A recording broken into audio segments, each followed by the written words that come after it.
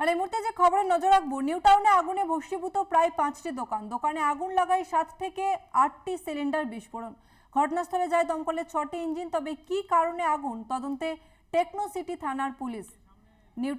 New টাউনে ভয়াবহ অগ্নিকাণ্ড, পুড়ে ছাই প্রায় 5টি দোকান এবং আগুন লাগার সময় 7 থেকে 8টি সিলিন্ডার বিস্ফোরণ ঘটে। নিউ টাউনে আগুনে ভস্মীভূত প্রায় 5টি দোকান। দোকানে আগুন লাগায় 7 থেকে 8টি সিলিন্ডার বিস্ফোরণ। ঘটনাস্থলে যায় দমকলের 6টি ইঞ্জিন। তবে কি কারণে আগুন, তার তদন্ত শুরু করেছে টেকনো সিটি থানার পুলিশ।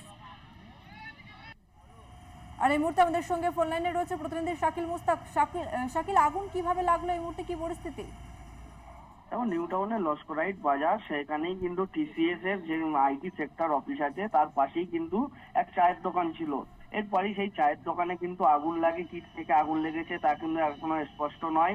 এরপরই কিন্তু দমকল ইঞ্জিনকে খবর দেওয়া হলে তারা ঘটনাস্থলে আসে, 2টি ইঞ্জিন দমকলের। এরপরেই কিন্তু পরপর সিলিন্ডার বাস্ট হতে থাকে, প্রায় 6 থেকে 7টি সিলিন্ডার বাস্ট হয়। তারপরেই কিন্তু পার্শ্ববর্তী যেসবগুলি ফাস্টফুডের দোকান ছিল সেই দোকানগুলিতেও কিন্তু আগুন ছড়িয়ে পড়ে।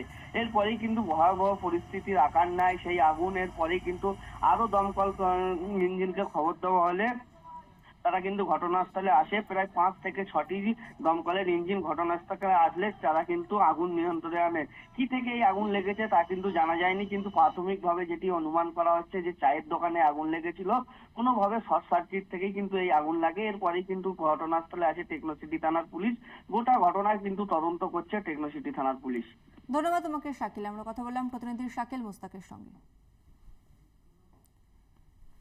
নিউ টাউনে আগুনে ভস্মীভূত প্রায় 5টি দোকান এবং আগুন লাগার সময় 7 থেকে 8টি সিলিন্ডার বিস্ফোরণ ঘটে এবং কি কারণে এই আগুন লাগলো তার তদন্ত শুরু করেছে টেকনো সিটি থানার পুলিশ।